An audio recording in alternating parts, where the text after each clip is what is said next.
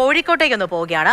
കോഴിക്കോട് നാദാപുരത്ത് മുല്ലപ്പള്ളി രാമചന്ദ്രനെതിരെ വീണ്ടും പോസ്റ്ററുകൾ പ്രത്യക്ഷപ്പെട്ടു. നിയമസഭാ തെരഞ്ഞെടുപ്പിൽ മുല്ലപ്പള്ളി മത്സരിക്കുന്നതിനെതിരായാണ് നാദാപുരം മണ്ഡലത്തിലെ വിവിധ ഭാഗങ്ങളിൽ പോസ്റ്ററുകൾ പതിച്ചത്. നിലം തൊടാതെ തോൽപ്പിച്ചിരിക്കുമെന്നാണ് ഈ പോസ്റ്ററിലെ പരാമർശം. ഇംതിയാസ് കരീം കോഴിക്കോട് നിന്നും വിവരങ്ങളുമായി ചേരുന്നുണ്ട്. Imtiaz, good morning. എങ്ങനെയാണ് ഈ പോസ്റ്റർ പ്രതിഷേധം? Pooja, good morning. മുല്ലപ്പള്ളി രാമചന്ദ്രനെതിരെ വീണ്ടും പോസ്റ്ററുകൾ നാദാപുരത്ത് വളയം ഭാഗത്തൊക്കെ വീണ്ടും പ്രത്യക്ഷപ്പെട്ടു എന്നുള്ളതാണ് കാര്യം. നിയമസഭാ തെരഞ്ഞെടുപ്പ് വരുമ്പോൾ ഇത്തരം പോസ്റ്ററുകളൊക്കെ പ്രത്യക്ഷപ്പെടുന്നത് സ്വാഭാവികമാണ്. നമ്മൾ നേരത്തെയും ഇത്തരത്തിലുള്ള കാര്യങ്ങളൊക്കെ കണ്ടിട്ടുണ്ട്. പക്ഷേ ഇതിപ്പോൾ പ്രതിപക്ഷ നേതാവ് വി.ഡി. സതീശൻ കോൺഗ്രസിൽ ഒരു തലമുറ മാറ്റം ഉണ്ടാകും എന്നൊക്കെ പറഞ്ഞതിന് പിന്നാലെയായിരുന്നു മുല്ലപ്പള്ളി രാമചന്ദ്രൻ തനിക്ക് മത്സരിക്കാനുള്ള ആഗ്രഹം പ്രകടിപ്പിച്ച് മുന്നോട്ട് വന്നത്, തുറന്നു പറഞ്ഞത്.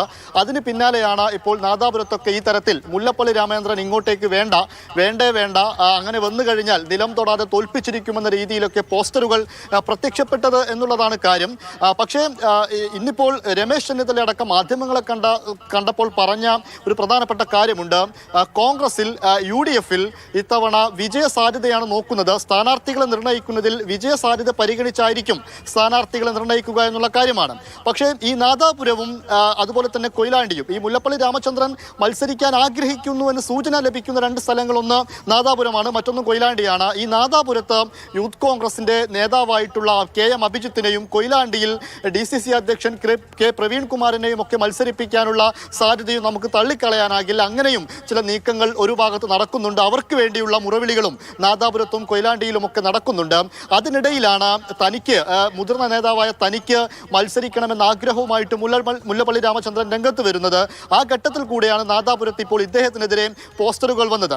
പാർട്ടി പക്ഷേ പ്രധാനമായിട്ടും പരിഗണിക്കുന്നത് യുവാക്കളെ പരിഗണിക്കുന്നതോടൊപ്പം തന്നെ വിജയിക്കാൻ സാധ്യതയുള്ള നല്ല വിജയ റെക്കോർഡുള്ള ആളുകളെ കൂടെ പരിഗണിക്കുക എന്നുള്ളതാണ്. അങ്ങനെയെങ്കിൽ ഒരു പക്ഷേ മുല്ലപ്പള്ളി രാമചന്ദ്രന്റെ പേരിന് സാധ്യതയുണ്ട്. മുല്ലപ്പള്ളി രാമചന്ദ്രനെ കൂടെ കൊണ്ടുവരാനുള്ള നീക്കം ഒരു ഭാഗത്ത് നടക്കുന്നുണ്ട് എന്ന് വേണം മനസ്സിലാക്കാൻ.